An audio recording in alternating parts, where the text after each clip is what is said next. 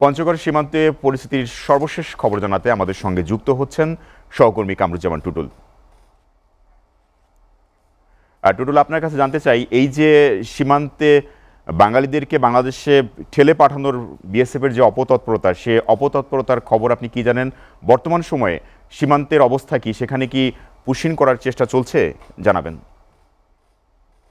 জি, সোহেলরানা, আপনি যেমনটি বলছিলেন, আমি এই মুহূর্তে রয়েছি পঞ্চগড় সদর উপজেলার হারিভাষা বড়বাড়ি সীমান্ত এলাকায়। আমার পিছনে দেখতে পাচ্ছেন গত শুক্রবার ভোর রাতে পঞ্চগড়ের এই বড়বাড়ি সীমান্ত দিয়ে 10 নারী এবং পুরুষ সাথে 2 শিশুকে ফেলে দিয়েছে ভারতীয় বিএসএফ। আমার পিছনে দেখতে পাচ্ছেন তারা কিন্তু গত শুক্রবার ভোর রাত থেকেই তারা কিন্তু আমার এই জায়গায় অবস্থান করতেছে।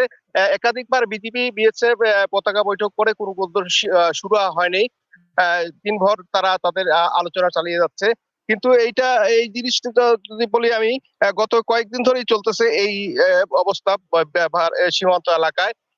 আপনি জানেন যে সীমান্তে কিন্তু বাংলাদেশ বিজিবি কিন্তু করা নজরদারি এবং সীমান্তের টহল আরো বাড়িয়ে দিয়েছে, যাতে ভারত থেকে অবৈধভাবে বাংলাদেশে কোনো নাগরিককে বাংলাদেশে ঠেলে দিতে পারে না। তারপরেও গত পরশুদিন কিন্তু বৃষ্টি ছিল, ঝড় বৃষ্টি ছিল। এই সুযোগকে কাজে লাগিয়ে কিন্তু ভারতীয় বিএসএফ কিন্তু এই কাজগুলো করে যাচ্ছে একের পর এক। তার পরিপ্রেক্ষিতে গত শুক্রবারেই কিন্তু এই ঘটনা ঘটেছে। শুক্রবার ভোর থেকেই কিন্তু এখন পর্যন্ত আপনি দেখতে পাচ্ছেন ক্যামেরায় যে সীমান্তে এখন পর্যন্ত যে 10 নারী এবং পুরুষ 2 শিশু সহ অবস্থান করছে, তারা কিন্তু মানবত জীবন যাপন করতেছে। গতকাল কিন্তু রাতে প্রচন্ড ঝড় বৃষ্টি হয়েছে, তারপরেও কিন্তু এখানে তারা অবস্থান করতেছে। সাথে বাংলাদেশের বিজিপিও কিন্তু তাদের দেখভাল করতেছে। ওপাশে কিন্তু ভারতীয় বিএসএফ তারাও কিন্তু মুখোমুখি অবস্থান করছে। তবে এখন পর্যন্ত কোনো শুরু হয়নি। আমার চারিদিকে দেখতে পাচ্ছেন যে তারা কিন্তু জোরালো ভাবে আবেদন করছে এবং তারা কিন্তু এই সমাধানের জন্য বিজিবি বিএসএফ একাধিকবার বৈঠক বসতেছে। আপনি জানেন যে দেশের পশ্চিমবঙ্গ নির্বাচনের পর থেকে কিন্তু ভারত কিন্তু এই কাজগুলো একের পর এক করে আসতেছে। তার ধারাবাহিকতা কিন্তু গত পরশুদিন কিন্তু বিএসএফ এই একই ধারাবাহিকতায় 10 নারী পুরুষকে ঠেলে দিয়েছে বাংলাদেশে। তবে আমরা কথা বলেছি পঞ্চগড় যে এই 56 ব্যাটালিয়নের সিও সিরাজুল ইসলামের সঙ্গে। তিনি যেমনটি আমাকে বলেছেন যে এই বিষয়টি সমাধানের জন্য উচ্চ পর্যায়ে আলোচনা চলতেছে, তবে সমাধান শীঘ্রই হবে এমনটাই তারা আশ্বাস করছেন।